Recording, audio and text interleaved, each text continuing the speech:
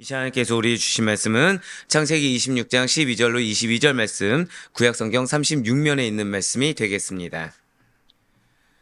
창세기 26장 12절로 22절 말씀, 구약성경 36면에 있는 말씀 우리 한 절씩 교독하신 후에 마지막 22절 말씀은 한 목소리를 합독하도록 하겠습니다. 제가 먼저 12절 말씀 읽겠습니다.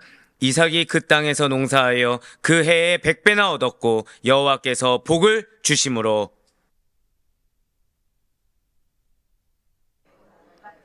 양과 소가 때를 이루고 종이 심이 많음으로 블레셋 사람이 그를 시기하여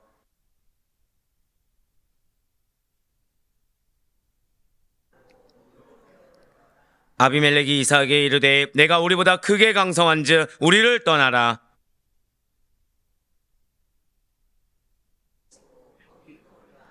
그 아버지 아브라함 때에 팠던 우물들을 다시 팠으니 이는 아브라함이 죽은 후에 블레셋 사람이 그 우물들을 메었음이라. 이삭이 그 우물들의 이름을 그의 아버지가 부르던 이름으로 불렀더라. 그랄 목자들이 이삭의 목자와 다투어 이르되 이 물은 우리의 것이라 하매 이삭이 그 다툼으로 말미암아 그 우물 이름을 에색이라 하였으며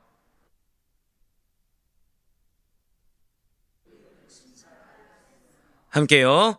이삭이 거기서 옮겨 다른 우물을 팠더니 그들이 다투지 아니하였으므로 그 이름을 르호봇이라 하여 이르되 이제는 여호와께서 우리를 위하여 넓게 하셨으니 이 땅에서 우리가 번성하리로다 하였더라. 아멘. 할렐루야. 네오드 변화시 살아있는 주의 말씀의 은혜를 사모함으로 말미암아 이렇게 우리가 하루의 시작을 말씀과 기도로 하는 것을 주께서 기쁘게 받으시사, 자 절대 한번 크게 고백하시겠습니다. 하나님께서 은혜를 주십니다. 정말 믿으십니까? 예, 오늘 말씀이 바로 그 말씀이에요. 바로 그런 말씀을 믿는 믿음으로 새벽기도에 함께 오시는 우리 모든 성도님들을 주님으로 환영하고 축복합니다. 이 새벽에 우리 지금 창세기를 통해서 은혜 받는 귀한 시간을 가지고 있습니다. 지금 바라보고 있는 창세기 13장부터 50장까지는 지금 13장부터 50장까지는 선민 이스라엘 민족의 역사로서 아브라함과 이삭과 야곱과 요셉의 생애가 기록되어 있다고 말씀을 드렸습니다. 그중에 이삭의 행적은 어디부터 어디까지라 말씀드렸습니까? 25장 19절부터 26장까지 비교적 짧게 기록되어 있다고 말씀드렸어요. 그 가운데 오늘 본문인 창세기 26장 12절에서 22절까지는 이삭이 그랄에서 하나님께 복을 받았습니다.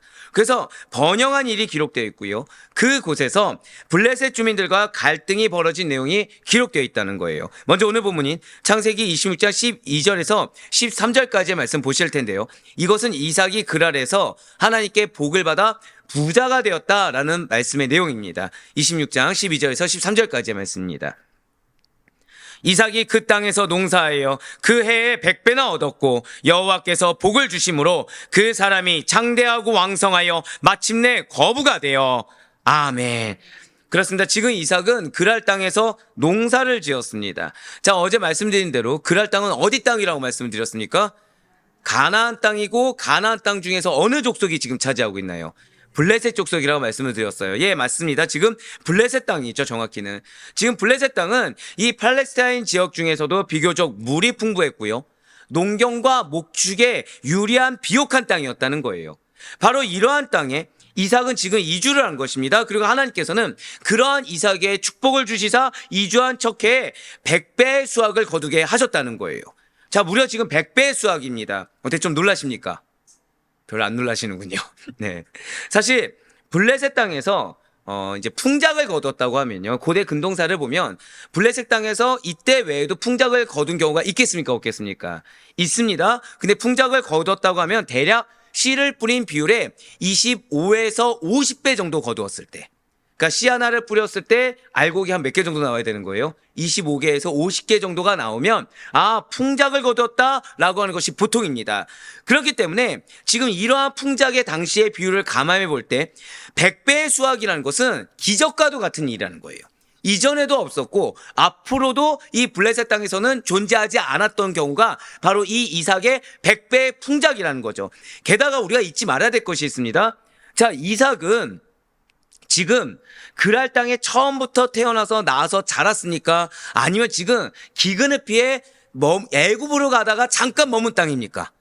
잠깐 머문 땅이죠. 즉 그랄 땅을 모른다는 거예요. 게다가 우리가 놓치지 말아야 될 것은 아브라함 때부터 이삭 때까지 농사를 지었습니까? 목축을 했습니까?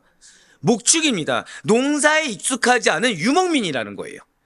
블레셋 땅의 토지를 잘 파악하지 못한 이주민에 불과했던 자가 이삭입니다. 제가 가끔가다 한번 양구 때를 얘기 드는데, 제가 양구를 씨를 뿌리면 어떻게 잘 맺었습니까? 다 죽습니까? 다 죽는다고 말씀드렸어요. 이유는 두 가지죠. 저는 양구 땅의 토지가 그러니까 익숙하지 않았기 때문에, 당시에. 뭐 지금도 익숙하진 않네요, 생각해 보니까. 그리고 농사를 지었습니까? 안 지었습니까? 농사를 안 지어봤기 때문에 아무리 방법을 알려주고 아무리 와서 도와줘도 같이 해도 저는 고추를 씨를 뿌리면 다 죽고, 오히려 가르쳐 주신 집사님이나 장로님들은 뿌리면 뿌리는 대로 잘 거두더라는 거예요. 자, 이삭을 봤을 때 마찬가지라는 거죠. 지금 이삭은 농사가 익숙하지 않습니다. 이 그랄 땅이 익숙하지 않아요. 그럼에도 불구하고 지금 씨를 뿌린 첫 해입니다. 이 씨를 뿌린 첫 해에 블레셋 농부들이 풍작을 거두었을 때 수확한 것보다 무려 2배에서 4배 이상 많은 100배의 수확을 지금 거두었다라는 거예요. 보통 100배의 수확이라는 것은 성경 문학적으로는 절대 고백하실게요. 최고의 수확, 최대의 수확. 예, 그렇습니다. 100배의 수확은요, 이 성경 문학적으로는 최고이자 최대의 수확을 상징한다는 거죠. 한번 마태복음 13장 8절의 말씀 보도록 하실게요.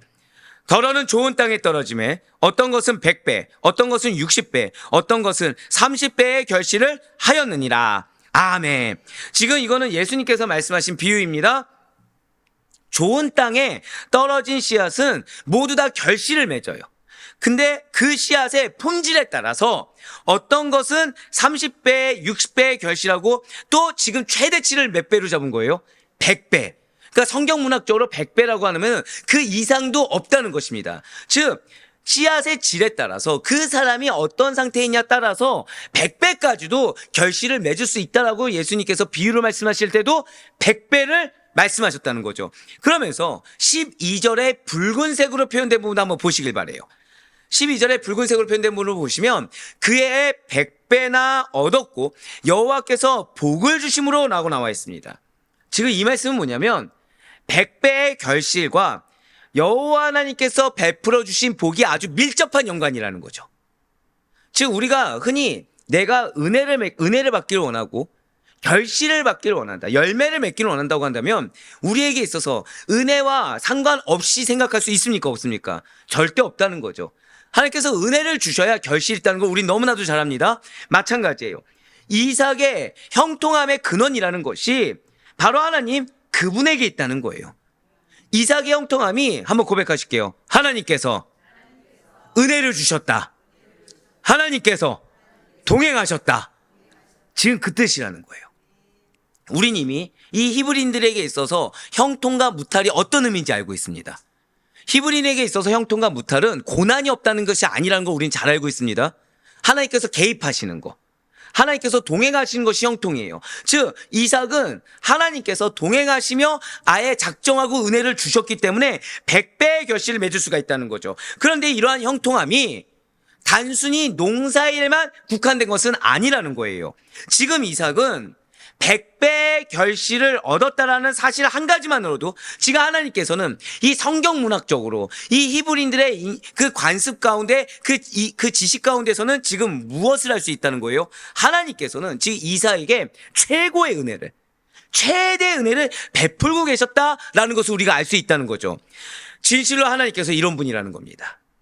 하나님께서는 당신을 사랑하고 경외하는 자들에게 복 주시기를 기뻐하시는 분이에요. 그것도 최고의 은혜를, 최대의 은혜를 베풀기를 기뻐하신다라는 거죠. 따라서 성도들은 한번 절대 고백하시겠습니다. 축복의 근원은 하나님께 있습니다. 그 사실을 우리는 말로만이 아니라 믿어야 된다는 것입니다. 그래서 이 세상의 것을 추구하는 삶이 아니라 하나님을 의지하는 삶을 사는 거, 그 하나님을 믿고 순종하고 사는 삶이야말로 우리 인생의 진정한 성공 비결이라는 사실을 깨달아야 된다는 것이죠. 이거를 지식으로 아는 것과 정말 믿고 따라서 결실을 맺는 것은 차이가 있다는 거예요. 진실로 복과 생명의 근원이신 하나님께서 친히 보호하시고 친히 이끄시며 후원하시는 자는 어디를 가든 만사형통할 수밖에 없습니다. 한번 13절 말씀을 한번 다시 한번 더 보시길 바래요. 지금 13절 말씀 보시면 전체가 지금 붉은색으로 표현했습니다. 그 사람이 창대하고 왕성하여 마침내 거부가 되어라고 나와 있어요. 이 말씀은 뭐냐면 이삭이 거부가 된 상태가 끝도 모르고 지속되고 있다는 거예요. 그러니까 한 번 거부가 되고, 그러니까 첫 해에 풍성한 열매를 맺은 걸로 끝나는 것이 아니라 계속해서 열매를 맺고 있다는 거죠. 그렇습니다. 근데 여기서 우리가 잊지 말아야 될 게 있다는 거예요. 자, 이삭 지금 글 아래 왜 있습니까? 예, 맞아요. 지금 이삭은 갑작스럽게 닥친 기근이에요. 이삭이 뭔가 잘못을 한 게 아니죠. 그냥 자연재해죠. 자연재해인데 엄밀히 따져볼까요? 이삭은 애굽으로 가고자 했습니다. 자, 자신의 니즈가 있습니까 없습니까? 있죠. 근데 그걸 하나님 막으신 거예요, 그냥. 그러면은 이삭의 입장에서는 지금 글 아래 머무는 것이 자기의 뜻하심이 있는 겁니까? 아니면 순종한 겁니까? 그냥 순종한 거예요. 이삭의 상태가 어떤지는 성경에 나와 있지는 않습니다. 그렇지만 우리가 최소한 한 가지 알 수 있는 것은 하나님의 막으심 때문에 지금 글 아래 머물게 되었다. 지금 마음에 족함이 없을 수도 있고 그 순종함으로 그냥 그 자리에 있을 수도 있습니다. 지금 그런데 이삭은 지금 현재 고난 가운데 어려움 가운데 자신의 의지까지도 꺾인 상태라는 거예요. 예, 맞습니다. 이삭은 원래 기근으로 인해서 어쩔 수 없이 애굽으로 가던 중에 막혀서 글 아래 어쩔 수 없이 머무른 상태입니다. 따라서 지금 이삭에게는 자, 기근에 피해서 어쩔 수 없이 갔어요. 뭐가 있겠습니까? 없겠습니까? 없죠. 어떠한 번영이나 풍요의 가능성이란 존재하지 않는다는 거예요. 지금. 그럼에도 불구하고 하나의 복주심이라는 것은 마치 무에서 유를 창조하신 하나님처럼 놀랄만한 번영을 이뤄내도록 당신의 뜻하심을 근거 삼아 은혜를 베풀어 주셨다는 것입니다. 저를 따라 고백하실게요. 나의 은혜의 근원은 하나님이십니다. 바로 그 뜻이에요. 여러분들에게 하나님께서는 기업을 이루게 하십니다. 또 누군가에게는 반드시 번영을 주실 거예요. 생각보다 아멘이 작네요. 네. 그럼 이거의 근원은 누구죠? 하나님이지 내가 어떤 상태냐, 내가 무엇을 가졌냐, 이것이 아니라는 거예요. 하나님이 작정하시면 주시는 겁니다. 하나님 작정하시면 그렇게 베풀어 주신다는 거예요. 그것은 오늘날 우리 역시도 마찬가지라는 거죠. 사실은 이제 오늘 셔틀하고 오면서 한 권사님이 되게 은혜로운 말씀을 해주셨어요. 무릎이 안 좋으세요. 무릎이 안 좋으신데 언덕배기거든요. 근데 제가 오늘 좀 늦었습니다. 시간 올라온 시간 보면 아시잖아요. 그랬더니 그 언덕배기 내려와서 기다려도 된다는 거예요. 근데 여러분들 아마 무릎이 안 좋은 분은 아시겠지만 올라가는 거 쉽습니까? 어렵습니까? 무릎이 아프신 분들 올라가는 건 낫습니다. 내려가는 게 어려워요. 근데 그분이 뭐라고 하셨냐면 요즘 무릎이 낫고 있다는 거예요. 아무도 아멘이라고 안 하시네요. 믿음 없는 자들. 자, 근데 그 말씀을 들었을 때 저는 이 설교를 쓴 상태잖아요. 그럼 그분이 지금 뭐 치료를 받으러 열심히 어디 명의가 있다 찾아다니십니까? 그냥 현생에 충실하십니까? 그냥 현생이거든요. 그럼 저는 그걸 뭘로 받아들여요? 믿음으로 받아들이는 거죠. 왜요? 우리의 축복의 근원은 어디에 있습니까?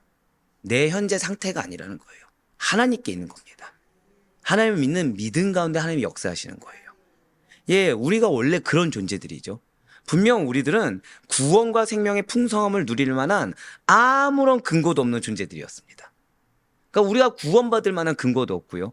우리가 하나님의 인도하심을 받을 만한 근거도 없고요. 그 다음에 우리가 어떠한 통찰력과 어떠한 분별력을 가진 만한 근거도 없다는 거예요.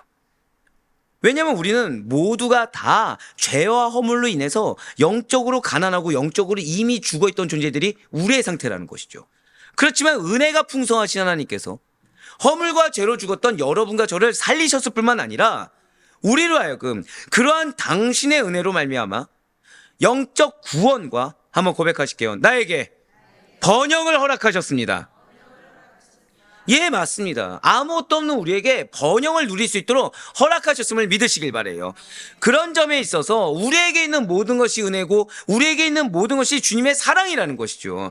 우리를 둘러싼 모든 것이 이 지금 이삭과 같이 기근과 같을 수 있습니다. 우리를 둘러싼 모든 것이 내가 무엇만 해보려고 하면 막히는 것처럼 답답할 수 있습니다. 내가 하고자 하는 것은 다 안 된다고 하고 내가 하기 싫은 것만 하나님께서 들이미는 것 같은 상황이 있을 수 있어요. 또는 생명의 위협을 느낄 만큼의 어려움이 나에게 놓여진 것 같습니다. 또는 내 주변에 아무도 편안하지 않은 사람들 틈으로 나를 밀어 넣었을 수도 있고 내 마음이 편한 곳이 하나도 없을 정도로 마치 누구처럼요. 지금 이삭이 그 아래 어쩔 수 없이 머무는 것처럼 그런 상황 가운데 내가 놓여질 수도 있다라는 거예요. 하지만 실상은 우리 주변은 무엇이냐? 실상 이삭 주변은 뭐가 있는 것입니까? 절대 고백하실게요. 하나님의 은혜. 인간적인 눈에는 나를 둘러싼 거는 하루 벌어먹기도 힘든 상황이에요. 기근이고 아무것도 없는 상태입니다. 지금 이삭의 현실적인 눈의 상황은 지금 나하고는 어색한 블레셋 사람들입니다. 이제 잠시 뒤에 나오지만 잔혹한 사람들이고 나의 아내를 틈타는 사람들이고 나를 어떻게 하면은 내 것을 빼앗아가고 죽일까 호시탐탐 노리는 자들 옆에 나는 놓여져 있다는 거죠. 그런데 영적으로는 누가 함께하고 계신 거예요? 하나님이 그것도 어떻게 해요? 100배의 은혜를 준비하고 계신 거예요. 절대 고백하실게요. 나에게 100배의 은혜를 준비하고 계십니다. 아멘. 우리는 그런 자들이라는 거예요. 예, 맞습니다. 실상은 놀랄만한 구원을 이루어내시사 지금 이 순간에도 여러분들의 삶과 동행하고 계시고 여러분들의 삶에 개입하셔서 마치 이삭이 애굽으로 가는 것을 막는 것처럼 느껴질 수 있지만 막는 것도 결국 누가 막으셨습니까? 하나님이 막으셨죠. 할렐루야. 그럼 난 지금 뭘 경험한 거예요? 하나님의 역사를 경험한 거죠. 하나님이 축복을 주셔야만, 내 기준에서 세상적인 축복을 주셔야만 개입하신 것이고 내가 나아가고자 하는 길에 막으시면 개입한 것이 아닙니까? 아니에요. 긍정이든 부정이든 개입하신 겁니다. 그럼 나는 지금 하나님의 역사를 경험한 거죠. 또 사명을 주신 그분의 뜻에 합당하게 한 번 더 고백하실게요. 번영을 주실 은혜. 네, 그렇습니다. 번영을 주실 은혜가 예비되어 있음을 잊지 마시길 바라겠습니다. 한 번 더 고백하실까요? 나의 주변에는 하나님의 은혜가 있습니다. 정말 그것을 놓치지 않을 수 있는 여러분과 제가 되길 간절히 소망합니다. 이어서 바로 그거예요. 지금 이삭의 현실적인 주변 상황이 어떤 상황이냐는 거죠. 바로 창세기 26장 14절에서 15절까지의 말씀은 블레셋 사람들이 이삭을 시기해서 이삭의 우물들을 메운 사건이 소개되고 있습니다. 사실 이 내용을 자세히 알면 정말 억울한 상황이에요. 창세기 26장 14절과 15절의 말씀입니다. 양과 소가 떼를 이루고 종이 심이 많으므로 블레셋 사람이 그를 시기하여 그 아버지 아브라함 때에 그 아버지의 종들이 판 모든 우물을 막고 흙으로 메웠더라. 아멘. 자, 지금 이삭이 거부였다, 부유했다는 것을 알 수 있는 것은 지금 양과 소가 무엇을 이루어요? 떼를 이룰 정도로 굉장히 심이 많았다는 것, 종도 심이 많았다라는 것을 통해서 우리가 알 수 있습니다. 당시 중근동의 사람들은 이 부자의 기준을요, 주로 가축의 수요로 판단했습니다. 그렇습니다. 지금 이삭은 어떤 상태라는 거죠? 농사에서 몇 배의 결실을 맺었습니까? 100배의 결실을 맺었어요. 목축에서도 지금 어떻다는 거예요?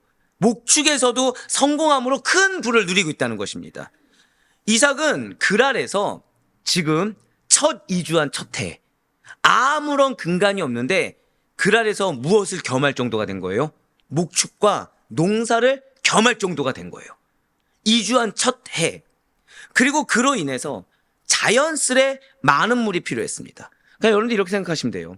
여러분들이 지금 뭐 미국이나 호주나 이런 데를 이민을 갔습니다. 이민 간 첫 해에 갑자기 업군을 2개를 갖고 있는 거예요. 갑자기. 가능합니까? 불가능합니까? 일단 이거부터 좀 힘들죠. 하나 정도는 내가 가진 전 재산을 투자해서 할 수 있다고 생각합시다. 근데 하필이면 어떤 상태로 간 거예요? 쫄딱 망해서 간 겁니다. 근데 가서 업군을 2개 가져왔는데 업군 2개가 어떻게 된 겁니까? 세상 말로 대박이 난 거죠. 대박이 난 거죠. 자, 여러분들 머릿속에 나도 할 수 있다고 드십니까? 불가능하다고 드십니까? 불가능하다고 드시잖아요. 하나님이 그걸 하신다는 거예요. 믿음은 여기만 있는 걸로 하겠습니다, 지금. 예, 하나님 지금 그렇게 하셨다는 겁니다. 지금 그런데 이제 필요한 것이 생겼어요. 우리가 이제 세상적인 억군이야 뭐 그렇게 됐나 보다 하지만 당시에 지금 농사와 목축을 겸했을 때 뭐가 필요하겠습니까? 물이 필요하다는 거죠. 자연스레 그냥 물도 아니고 많은 물이 필요했다는 거예요. 그래서 이삭은 이 목축과 농사에 필요한 물을 얻기 위해서 우물을 팠는데 그 과정에서 블레셋 주민들과 여러 차례 분쟁이 일어났다는 거죠. 14절에 붉은색으로 표현된 부분 한번 보시길 바래요. 지금 붉은색 부분을 보시면 블레셋 사람들이 시기한 겁니다. 그러니까 이삭의 성공을 시기해서 정확히 말씀드릴게요. 이삭의 아버지 때입니다. 15절 보시면 그 아버지 아브람 때 그 아버지의 종들이 판 모든 우물을 막고 흙으로 메운 겁니다. 자, 이게 무슨 뜻인지 아시겠어요? 블레셋 사람들 땅에 있는 걸 판 게 아니라 아버지 땅에 있는 아버지가 판 우물을 블레셋 사람 남이 와서 막아버렸다는 겁니다. 갑자기 느낌이 달라지시죠? 지금 무엇을 뜻하는 것입니까? 지금 블레셋 사람들은요, 먼저 농사 목축에 반드시 필요한 지금 생명과도 같은 소중한 우물을 빠짐없이 훼손시키는 잔혹함을 지녔다는 거예요. 단순히 훼손한 정도가 아니라 우물을 메워버렸습니다. 이게 뭐냐면 아예 못 쓰게 막아버렸다는 거예요. 아예 그냥 이게 훼손했으면 파내면 밑에 우물은 밑에 이제 물의 근원이라는 게 있거든요. 네, 우물을 팔 때 밑에 수원지가 있습니다. 근데 메우면 이 수원지가 어떻게 되죠? 막혀버리는 거예요. 그러니까 다시는 여기를 못 씁니다. 왜요? 수원지가 오염돼 버렸거든요. 사실 팔레스타인은 강수량이 적고 또 큰 강이 없기 때문에 이처럼 파서 물을 보관하는 우물이라는 것이 절대적으로 필요했습니다. 왜냐하면 수원지도 부족할 뿐더러 여러분들 혹시 해외여행 가면 물 자주 드십니까? 아니면 물을 사서 드십니까? 왜죠? 물에 뭐가 있기 때문에 석회라든지 물이 우리랑 맞지 않기 때문이죠. 그러니까 깨끗한 물 찾기가 쉽지가 않잖아요. 자, 서남아시아 어떻겠습니까? 서남아시아는 더더욱 그렇죠. 거기를 근데 그 귀한 우물을 막아버렸다는 거예요. 그리고 큰 우물을 가졌거나 많은 우물을 가진 것은 세력이 컸다라는 거예요. 그런데 우리가 기억해야 될 것은 지가 앞서 말씀드린 대로 15절에 나온 것처럼 과거에 아브라함이 그란에 머문 적이 있습니까? 없습니까? 있죠. 그란에 머문 동안 자신의 종들을 시켜서 우물을 팠다는 거예요. 게다가 이 우물의 땅값 지불했습니까? 안 했습니까? 지불했어요. 정식으로 블레셋 사람들에게 지불함으로써 자신의 소유를 삼은 겁니다. 즉 그랄 땅에는 아버지 아브라함의 땅이 있습니까? 없습니까? 있다라는 거죠. 따라서 그 우물들의 소유권은 누구에게 있습니까? 당연히 아브라함의 상속자인 이삭에게 있다는 거예요. 그런데 블레셋 사람들이 이삭의 재산인 우물을 고의적으로 막고 흙으로 채워버렸다는 거죠. 그러니까 이것은 상대방의 재산권을 침해하는 정도에 머무는 것이 아니라 상대방으로 하여금 그 영역을 떠나라라는 경고였으며 전쟁까지 불사하겠다. 아예 너가 없으면 좋겠다. 너의 생명이 끊겼으면 좋겠다라는 선전포고였다는 것입니다. 실제로 창세기 26장 16절을 보면 이삭을 그랄 땅에서 추방한 것을 볼 수가 있어요. 16절의 말씀입니다. 아비멜렉이 이삭에게 이르되 내가 우리보다 크게 강성한즉 우리를 떠나라. 아멘. 지금 이삭은요, 그랄 사람들이 견제해야 되고 통제하지 못할 정도로 막강한 입지를 구축한 상태입니다. 그렇기 때문에 아비멜렉은 지금 중간에 끊어버려야 되는 거예요. 그리고 지금 추방했죠. 그럼 그랄 땅에 이삭의 재산이 있습니까? 없습니까? 그거를 뺏은 거예요. 예, 뺏은 거예요. 재산권도 뺏은 겁니다. 지금 이삭이 없어야 되는 거예요. 왜요? 이삭이 지금 견제 대상이 되어버렸습니다. 근데 자칫 놔두면 통제할 수가 없게 되는 거예요. 그렇기 때문에 아비멜렉은 지금 이삭에게 추방 명령을 내린 겁니다. 여기서 우리가 간과하지 말아야 될 한 가지 사실이 있다는 거죠. 그것은 과연 눈으로 보이는 겉으로 드러난 이삭의 어떠한 부유함과 강성함 때문에 그랄 사람들이 지금 블레셋 사람들이 앞서 말씀드렸듯이 잔혹함이 있습니까? 없습니까? 잔혹함이 있죠. 그러면 자, 이삭의 그런 것을 보고 두려워하겠습니까? 호승심이 나겠습니까? 호승심이 나야 되잖아요. 견제란 말이 들어가면 안 되죠. 왜 그처럼 위축되어서 내쫓지 않으면 안 될 정도가 되었을까? 이걸 생각해야 됩니다. 이삭이 아무리 거부가 된다고 해도 유목민입니다. 잠깐 거주하는 거예요. 해봤자 자신들의 그런 어떤 세력에 비하면 비할 바가 못 된다는 거죠. 근데 왜 이렇게까지 해야 되냐는 거예요. 그랄 사람들은 스스로들이 전혀 이해할 수 없을지라도 이삭을 후원하고 계신 하나님의 절대적인 능력에 대해 막연하게나마 큰 두려움을 느꼈고 그로 인해 경계심을 가졌다라는 겁니다. 어떻게 첫 해에 저렇게 부응할 수 있지? 어떻게 첫 해에 저렇게 많은 결실을 맺을 수 있지? 답은 하나거든요. 하나님이 함께 하셨기 때문에. 그에 대한 경계심을 가졌다는 거예요. 그렇기 때문에 그들은 이 이삭의 부유함을 이용하기보다는 이삭과 관련된 모든 것을 자기의 영역 밖으로 밀어내고자 했다는 거예요. 세상 사람들이 성도를 배격하고 미워하는 근본적인 이유가 바로 여기에 있는 것이 아니고 무엇이겠습니까?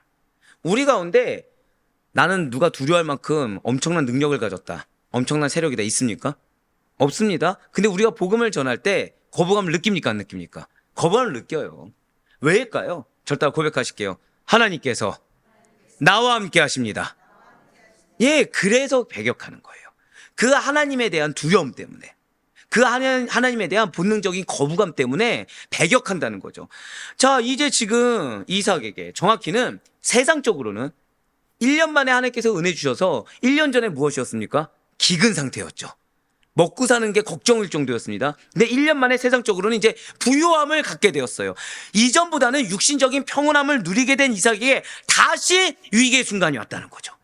이제 좀 먹고 살만하니까 위기의 상황이 또 닥쳤다는 거예요. 이어지는 창세기 26장 17절부터 20절까지의 말씀은 이삭과 블레셋 사람들의 두 번째 우물 논쟁의 내용입니다. 17절부터 20절까지의 말씀입니다. 이삭이 그곳을 떠나 그랄 골짜기에 장막을 치고 거기 거류하며 그 아버지 아브라함 때 팠던 우물들을 다시 팠으니 이는 아브라함이 죽은 후에 블레셋 사람이 그 우물들을 메었음이라. 이삭이 그 우물들의 이름을 그의 아버지가 부르던 이름으로 불렀더라. 이삭의 종들이 골짜기를 파서 샘 근원을 얻었더니 그랄 목자들이 이삭의 목자와 다투어 이르되 이 물은 우리의 것이라 하매 이삭이 그 다툼으로 말미암아 그 우물 이름을 에색이라 하였으며. 아멘. 지금 이삭은 굉장히 놀라운 결정을 합니다. 그랄 사람들의 요구를 받자마자 어떠한 저항이나 망설임 없이 곧바로 그랄 땅을 떠납니다. 떠나서 그랄 골짜기에 15년간 장막을 치고 골짜기에서 식솔들과 생업에 종사했어요. 자, 이삭 입장에서는 지금 마음에 어려움이 있습니까? 없습니까? 있죠. 왜냐, 아버지 때부터 오던 땅이에요. 그리고 지금 누가 도와주지 않았습니다. 자신의 힘으로, 하나님의 은혜로 부유함을 얻었어요. 근데 결과는 무엇이죠? 내쫓겼어요. 결과는 무엇이죠? 재산이라고도 할 수 있는 우물이 메워져 버렸습니다. 다시 파서 한다는 게 가능할까요? 불가능할까요? 이 당시 땐 불가능하다는 거예요. 불가능해요. 지금 이삭은 그럼에도 불구하고 마음에 있는 분노와 갈등, 어려움을 다 삭힌 채 악을 악으로 갚지 않고 자리를 떠나는 방법을 선택해서 화평을 도모했다는 것입니다. 그러나 그렇다고 해서 자신의 우물에 대한 소유권을 아예 포기한 것은 아니에요. 18절에 붉은색으로 표현된 부분을 한번 보시면 지금 이 내용은 그 아버지 아브라함 때 팠던 우물들을 다시 팠다는 것입니다. 그렇습니다. 그랄의 우물을 포기한 이삭이 지금 다시 돌아왔습니까? 안 돌아왔습니까? 돌아왔어요. 부친 아브라함이 살았던 곳에 다시 돌아와서 아비가 팠던, 하지만 아브라함 사후에 블레셋, 그랄인들에 의해서 메꿔졌던 그랄 골짜기에 있는 우물들을 다시 팠습니다. 여기서 오해하지 말아야 될 게, 아까 첫 번째 우물들이 있는 장소로 와서 다시 판 게 아닙니다. 다시 판 게 아니고 아버지 때, 하지만 아버지가 죽은 후에 블레셋 사람들이 메꿨던, 그러니까 여기는 지금 우물로서 기능을 할 수 있다고 했어요? 없다고 했어요? 메꾸면 없다고 말씀드렸죠? 거기를 다시 판 거예요. 골짜기에 있는 우물들을. 여기서도 이삭은 아브라함의 우물을 복원시켰을 뿐만 아니라 아브라함이 명명했던 그 이름을 부활시켜서 선포했습니다. 그럼으로써 지금 이삭은 1차적으로 그는 아버지에 대한 존경심을 드러냈어요. 2차적으로 그 우물에 대해서 누가 상속자라는 거예요? 내가 상속자라는 자신의 권리를 확실히 드러냈습니다. 궁극적으로는 그가 아버지 아브라함의 신앙을 따르는 하나님의 백성이요, 내가 약속에 참된 계승자라는 것을 스스로 확인했다는 거예요. 그리고 이삭은 19절의 말씀처럼 새로운 샘, 새로운 물주기를 찾아 새 우물을 파서 소유하기도 했습니다. 자, 아까 말씀드렸죠. 샘 근원 얻기가 쉽다고 했습니까? 어렵다고 했습니까? 어려워요. 근데 이것도 가능하게 하신 거예요. 악을 악으로 대항하지 않고 화평을 도모하자 그 자리를 피한 이삭에게 하나님께서 불가능을 가능케 하신 겁니다.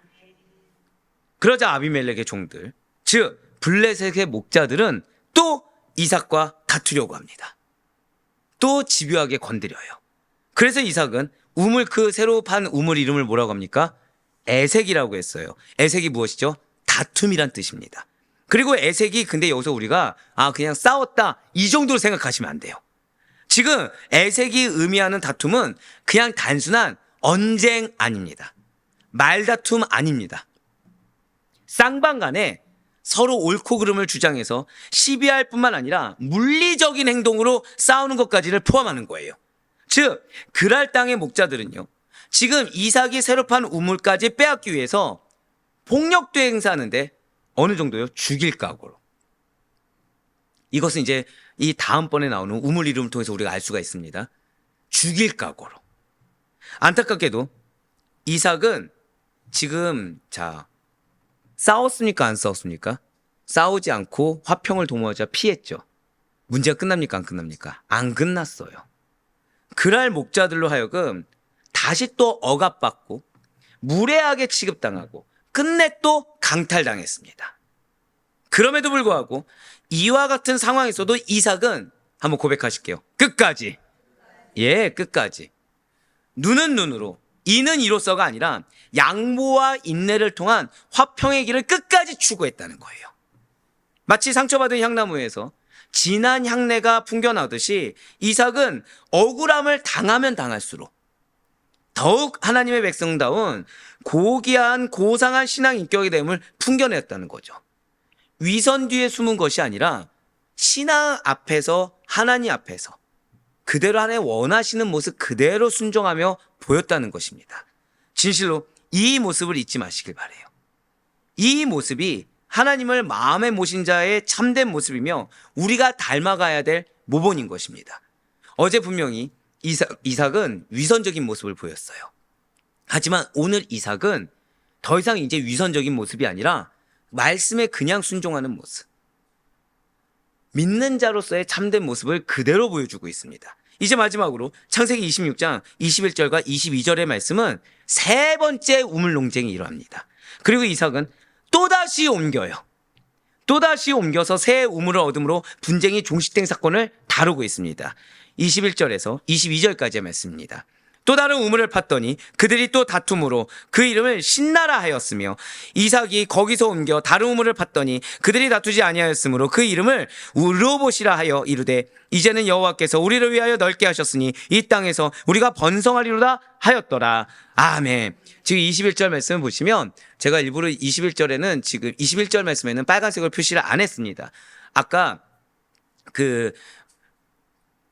에색에는 제가 지금 빨간색으로 표시를 했지만 지금 이 신나에는 빨간색으로 표시 안 했습니다. 왜냐하면 지금 이삭이 세 번째 우물 논쟁을 일으킨 우물의 이름을 뭐라고 했어요? 신나라고 했습니다.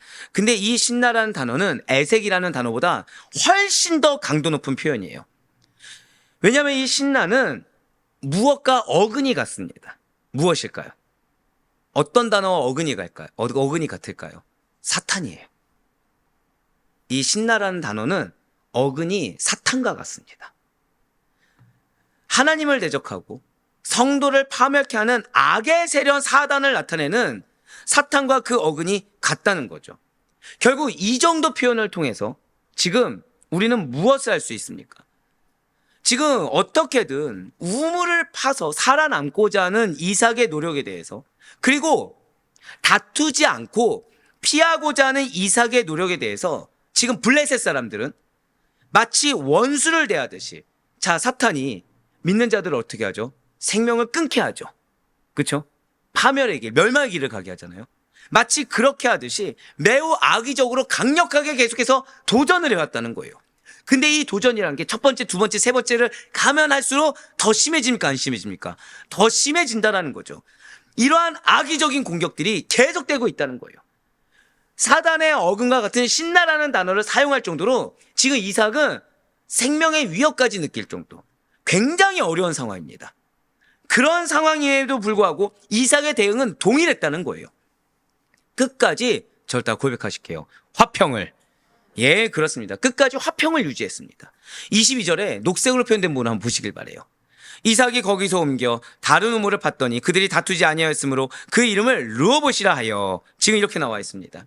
지금 자신을 아예 죽이고자 생명을 끊고자 덤벼드는 그 그랄 목자들에 대해서, 블레셋 사람들에 대해서 지금 그럼에도 불구하고 옮겼습니다. 지금 이 부분을 보시면 이 르호봇의 이름이 갖는 의미가 지금 이삭의 대응을 대변해주고 있음을 우리는 알 수 있다는 거죠. 무엇입니까? 붉은색으로 표현된 부분을 보시면 여호와께서 우리를 위하여 넓게 하셨으니 라고 나와 있습니다. 즉 장소를 넓게 하셨으니에 원형되는 라하브와 어원이 같은 것이 르호봇입니다. 즉 절대 고백하실게요. 여유 있는지요? 넉넉한 공간. 네, 맞습니다. 즉 르호봇은 물질적인 이익을 위해, 세상적인 이익을 위해서 다투거나 하지 않고 끝까지 어떠한 이익이 없더라도 화평을 추구하고 양보하며 온유한 심령을 가진 자가 감히 고백할 수 있는 일종의 신앙 고백적인 이름이 르호봇이라는 거예요. 이전까지 어땠습니까? 에셀, 그리고 또 지금 이전까지 신나, 이런 단어를 쓸 정도로 굉장히 어려웠음에도 불구하고 마지막에 르호봇이라고 고백할 정도로 끝까지 화평을 추구하고 끝까지 상대하지 않으며 피했던 이 이삭만이 고백할 수 있는 이름이 르호봇이라는 거예요. 진실로 르호봇은 환란이 오고 고통이 와도 인간적인 방법을 택하지 않고 오직 위에 계신 하나님만을 의지하며 그분의 선한 처분을 소망했던 믿음의 사람이 찬양할 수 있었던 아름다운 신앙을 대변해주는 이름이 바로 르호봇입니다. 사랑하는 성도 여러분들, 진실로 이삭은 하나님께서 애굽으로 가지마, 그랄에 머물러 라는 말씀에 순종했습니다. 그 결과 그에게 지금 기다리고 있던 것이 무엇이었던가요?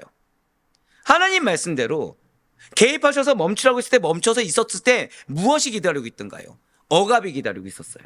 다툼이 기다리고 있었습니다. 생명의 위협이 기다리고 있었습니다. 억울함과 논쟁이 기다리고 있었어요. 게다가 우물과 관련된 그 논쟁과 다툼은 거의 생명을 잃을 듯한 격한 다툼으로 확대되는데 한 번으로 끝나지 않았다는 거죠. 하지만 결국에는 무엇입니까? 저따 고백하실게요. 승리하였습니다. 맞습니다. 하나님의 방법과 그분의 도우심을 얻은 이삭은 그 상황 가운데 머리를 숙이기보다는, 그 상황 가운데 타협하기보다는 피하라. 그래서 피한 이삭은 승리하여 더욱 번성하는 축복을 받을 수가 있었다는 거예요. 창세기 26장 22절을 마지막으로 한 번 더 보시겠습니다. 지금 붉은색으로 표현된 부분 우리 다 같이 함께 읽겠습니다. 시작. 이 땅에서 우리가 번성하리로다. 아멘. 이 마지막 구절이 화평을 추구하는 여러분과 제가 받을 궁극적인 축복임을 반드시 믿으시길 바라요. 그렇습니다. 마치 시냇가에 심겨진 나무가 시절을 따라 크고 좋은 과일을 많이 맺은 것처럼 이삭의 후손들은 풍성한 복을 받았습니다. 이것은 여러분과 저 역시 마찬가지라는 거예요. 우리는 이미 이삭의 후손들처럼 풍성한 축복이 예비된 자들입니다. 앞서 말씀드린 대로 100배의 축복을 하나님께서는 예비하고 계시다는 거예요. 우리의 현실의 눈은 기근입니다. 우리의 현실의 눈은 하나님이 내가 하고자 하는 것마다 다 막은 거예요. 우리의 현실의 눈은 내가 인내한다고 해도 누가 알아주지 않고 나를 죽이듯이 달려드는 것들. 우리의 현실은 위선적인 자들이 주변에 판을 치는 것 같은 그런 모습이 있을 수 있습니다. 또 인내한다고 끝이 나든가요? 아니요, 인내했더니 또 죽일 듯이 달려들어요. 피했더니 또 죽일 듯이 달려듭니다. 이게 우리의 상황일 수가 있다라는 거예요. 하지만 영적인 눈으로 봤을 때는 그러하기 때문에 우리 주변에는 100배의 축복을 예비하신 하나님이 우리를 인도하고 계시다는 사실을 잊지 마시길 바라요. 이 진리를 믿고 하나님께서 약속하신 말씀만을 믿고 나아갈 수 있는 여러분과 제가 되길 간절히 소망합니다.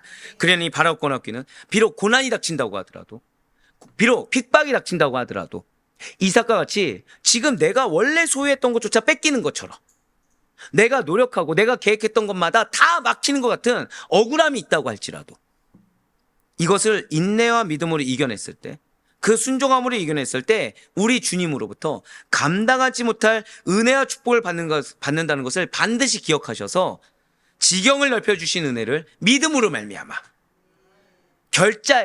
결단으로 말미암아 직접 경험하고 누릴 수 있는 우리 모든 성도님들 될 수 있기를 주님의 이름으로 간절히 축원합니다.